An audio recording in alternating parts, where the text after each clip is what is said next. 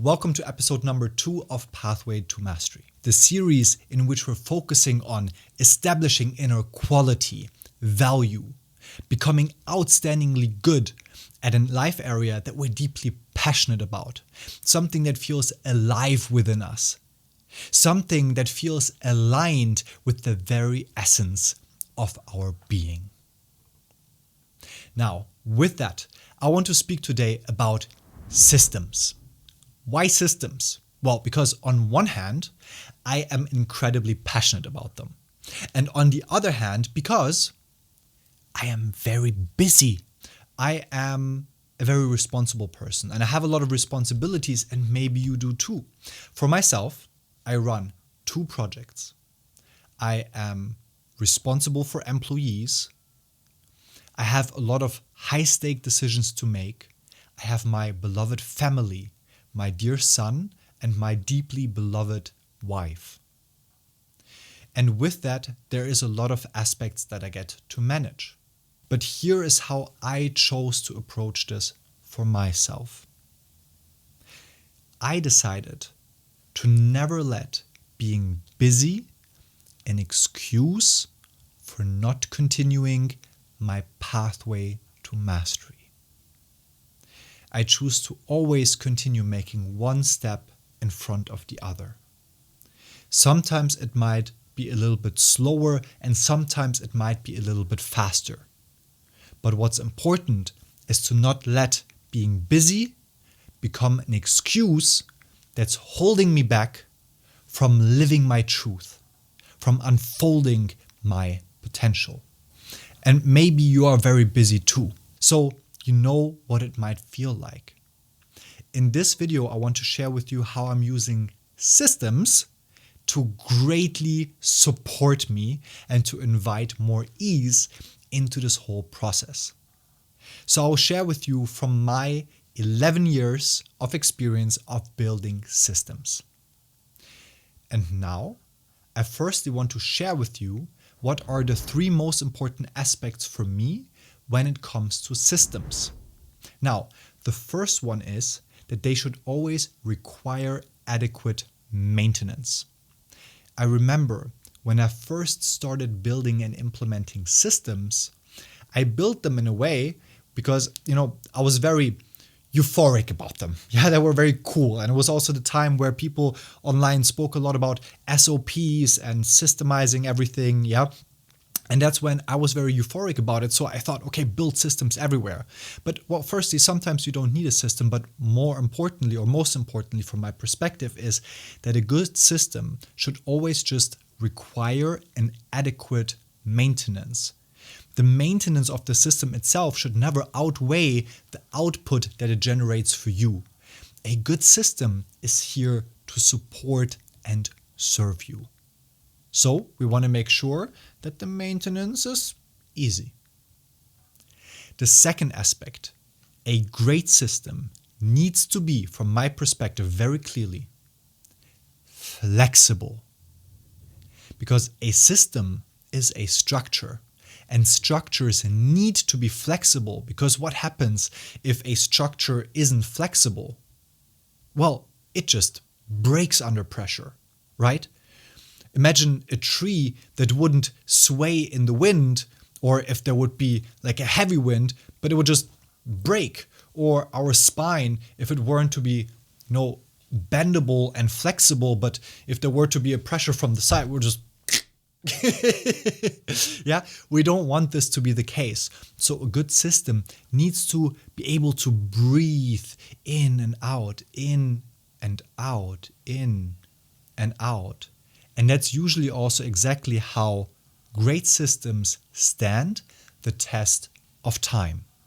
And the third aspect is that it needs to save you a lot of resource, right? A great system needs to generate a lot of output for you. Output, for example, in the form of time or friction saved, etc., etc. So with that, I want to share with you the system that I use for my pathway to mastery of how I'm cultivating mastery in the area of rap artistry. So I'll now share onto my desktop go into my Notion dashboard for 2026 and hopefully share a lot of inspiration for you. And also, I get to make sure that I'm staying on time because soon we're flying to Bali and I get to make sure to not miss my flight. So I'll put on my glasses and time to nerd out. Okay, now, hello and welcome to the inside of my system. Now, what's very important, keep in mind, this is my system. It works for me. A system for you might look completely different. Maybe it lives digitally. Maybe it's simply just a note block with a pen that's in a predictable place for you. Doesn't matter. What is important is that you can just take this as an inspiration to kind of see what might be possible, but whether this is even necessary for you might be a completely different question. So let's dive into this. Let me show you what I created for myself, and keep in mind this is to establish mastery in the art form of rap. So this is a Notion dashboard in which I have this beautiful painting called Night at the Crossroads by Viktor Vaznetsov. It's one of my personal favorites. Yeah, and it gives me a certain feeling. There is a certain meaning for me here. Then there is this custom-made emoji, which is made by our son Artur, who does illustrations, and it's like a diamond that's getting polished. I think it's very nice. And then down here we have different sections, and I'll explain them to you now. There's the centerpiece, which is my study library. What do we have in here? Here, this is a library of all the courses that I'm studying, of books, of rap songs, of poetry, of movies, painting, etc. So that whenever I study something, I have a consolidated, centralized space for note-taking. Maybe this will be helpful for you again, but for me, maybe not, but for me it's important because I also want to share with you some of my research takeaways and insights from my study of certain art pieces. So I need to have this information centralized. Now, this is the study library. Let's look over here on the left. We have the goals section. Here are my goals for this year. We have Pathway to Mastery, 150 pieces studied. I'll get into this in a second, what these pieces are referring to. Then YouTube, 25 episodes shared. This is the second episode. Then here are resources. For example, certain recording practices or tongue twisters that we can have a look at how this looks like from inside. Here, for example, I track over time, how I develop with my tongue twisters. And I created this exercise for myself. When I click on Launch Practice, it opens this tab here where there are 50 tongue twisters. I just found this online.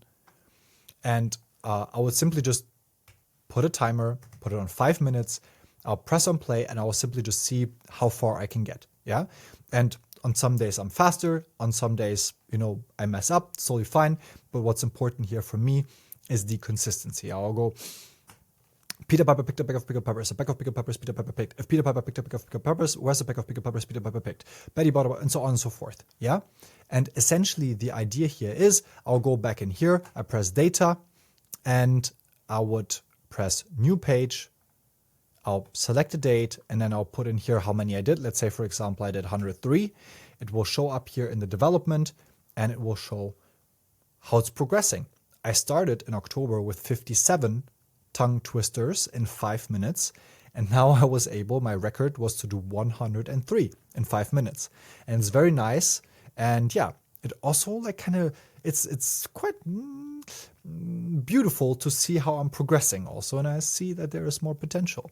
There's other things such as drum practice. Yeah, I have here this drumming pad and sticks where there's exercises in there to internalize rhythmical patterns for my rap on a body level. Readwise, this is really cool. It's an app which draws my Kindle, so I read books on a Kindle device, and when I highlight or comment things there, it automatically draws it into this Readwise here, and then it just makes things, of course, easier. Yeah, I have here my journals. I can book here lessons. I have my Kindle library itself, and then most importantly, the Pathway to Mastery library. Now, this is very important because this refers back to the 150 pieces which I mentioned earlier. So, what are the 150 pieces that I seek to study? Now, again, I'm studying rep, and for me, what was really important is that I also honor and learn about the history and culture of rap. So what I did here in co-creation with artificial intelligence, I created a list of the 100 most influential, historically influential verses.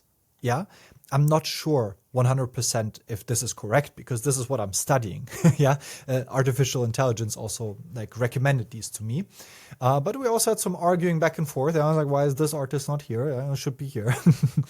Yeah, and I have this list here with the artist, the song, which verse I'm studying, the year in which it was released, the focus, for example, like foundational timing, social realism, clarity, flow revolution, technical agility, yeah, and then the reason for study. For example, yeah, Slick Rick, it's all about story rhythm, and it's the blueprint of narrative rap delivered with theatrical clarity. Yeah, so it just gives me kind of like an understanding.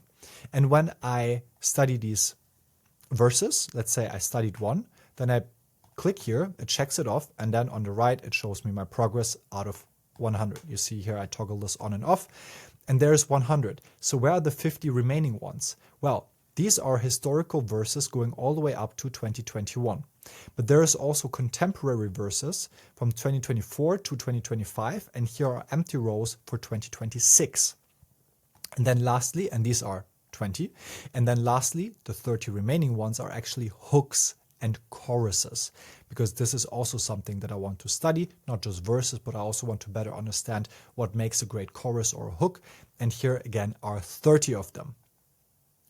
So these are the 150 pieces that I seek to study. Now, what's important about this? I started this practice already in December, and I did a few of them to kind of see how many can I do per day.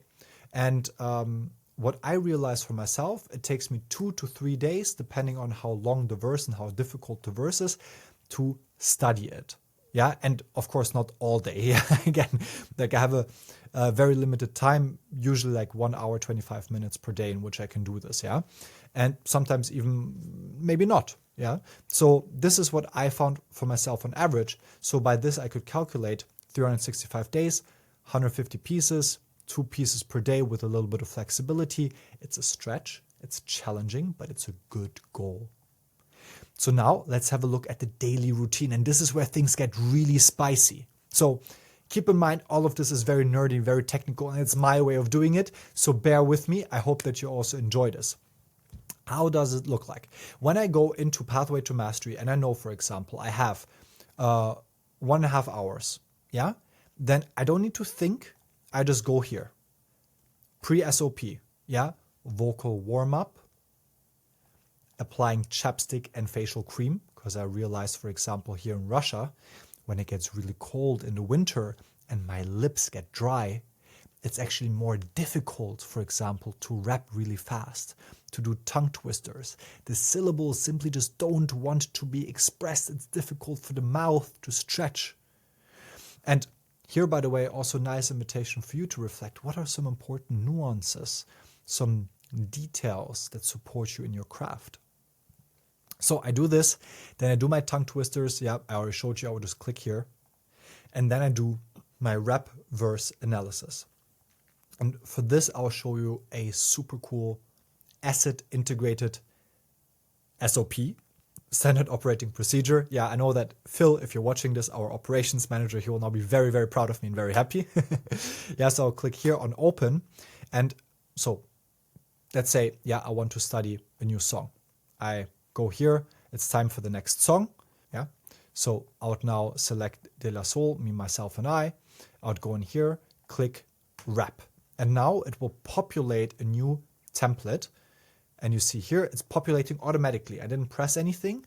This happens every time. It's something that I set up for the system.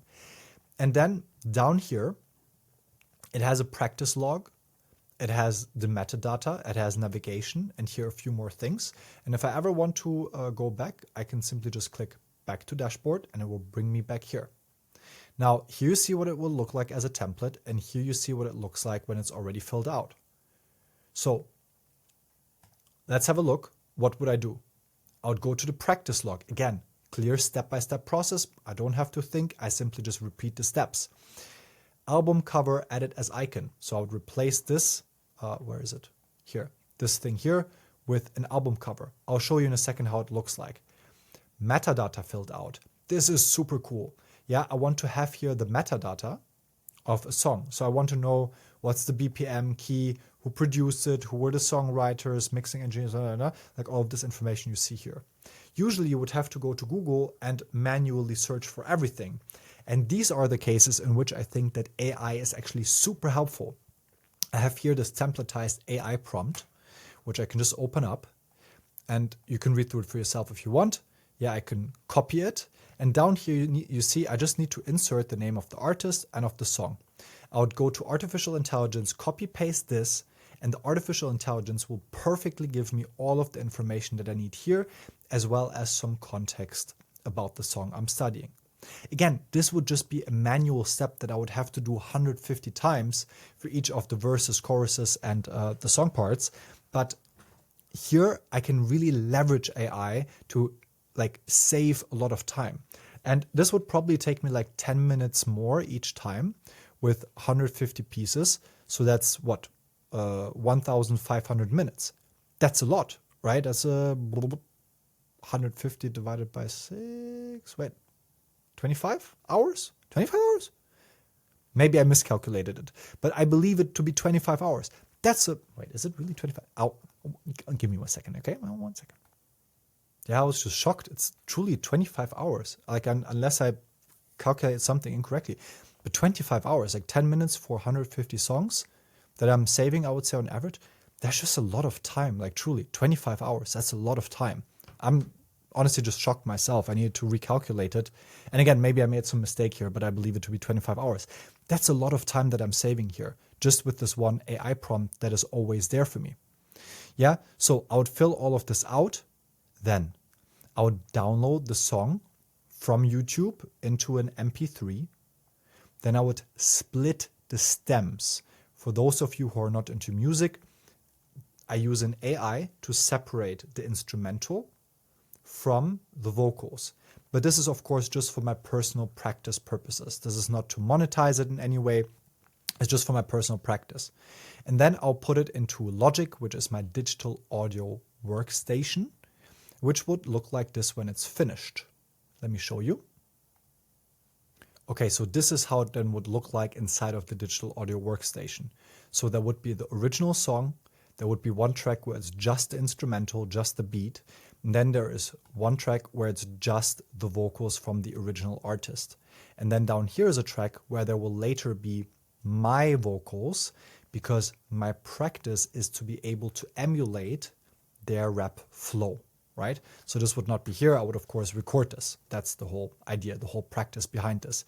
And I can toggle here just to hear how they are doing their intonations, their pronunciations, what their flow sounds like, and so on and so forth. Okay, so now we're back in here. So this I would set up. These are the technical steps. Then what do I do next? I listen to a new song at least 3 times.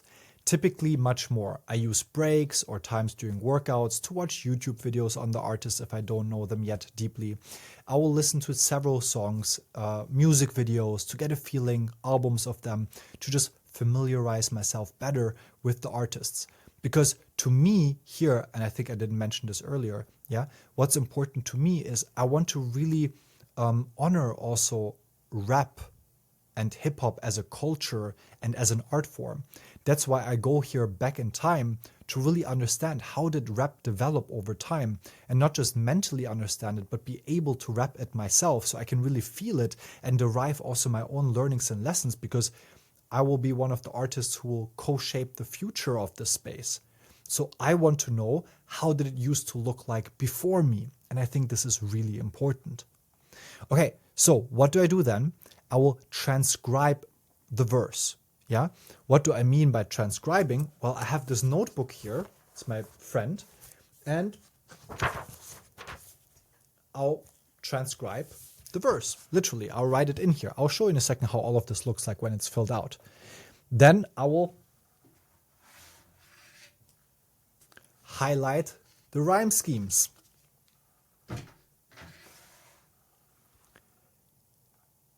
I'll upload the rhyme scheme picture here in Notion, so it's centralized. Then I'll do a shadow rap where I'm rapping together while listening to the artist. And then I'll record my own vocals. Then I might also write 8 to 16 bars in their flow style. Then I fill out the notes, which are here. Yeah, what are my top 3 takeaways, my additional notes from studying the song. And lastly, it's kind of like my trophy place. Once I finished a song, I'm adding it to a particular Spotify playlist called Pathway to Mastery. And once it's in there, I know that I was able to rap it. Yeah, so let's go back in here and let me show you an example of how this looks like when it's filled out. Yeah, so navigation. So this is a filled out example. Yeah, navigation. I can click here on Genius and it will show the lyrics. I can click on YouTube. It will show the music video of the song. Spotify, same thing. The metadata is filled out.